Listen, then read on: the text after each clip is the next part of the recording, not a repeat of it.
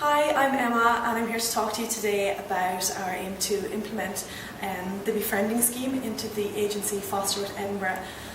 Firstly, I'll begin by discussing the agency and the current problems, and then my colleagues will discuss attachment and psychopathology in foster children and also the benefits of befriending and our aim to implement a befriender into the agency Foster with Edinburgh.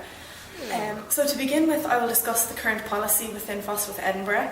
To date, the policy is very beneficial and it incorporates a lot of really important things in a child's life and within the foster care system. Their vision statement focuses on giving the child the best start in life, providing them with a safe place and also reducing fear in their life. However, within the current policy, there is a lack of an attachment-based befriender and an attachment-based service which would greatly improve the child's overall development and continuing development throughout their life, and thus we believe that the implementation of a befriending scheme within the policy for Foster with Edinburgh would be really beneficial and could make a huge difference in a child's life. So, following on from Emma, Siobhan and I are going to talk about the attachment difficulties and psychopathology in children in foster care. Many of the children that present to the foster service have come from very disrupted backgrounds and backgrounds of maltreatment. Statistics show that upwards of 3/4 of children that have been maltreated have insecure and disordered attachments. Some of the difficulties that the children with these attachment difficulties have include behavioural difficulties such as lack of impulse control, inappropriate sexual conduct and attitudes, and verbal and physical aggression. Similarly, some emotional difficulties include intense display of anger, rage and violence, and marked mood changes. Additionally, children have some cognitive difficulties such as perceiving themselves as unwanted. These difficulties can cause problems within the family and the foster family and for the children themselves. For the children, it can make it difficult to bond with the family, and similarly for the family, it can make it difficult for the family to bond with and communicate with the child. Commonly result in the breakdown of foster families and result in the children being moved to additional foster homes, which increases the risk for the children. So Siobhan, what statistics have you on psychopathology and the risks of children in foster care? Okay, so important prevalence rates for children in foster care with the risk of psychopathology. For children aged 5 to 10, those in foster care against those in private homes for emotional disorders had 11% compared with 3%.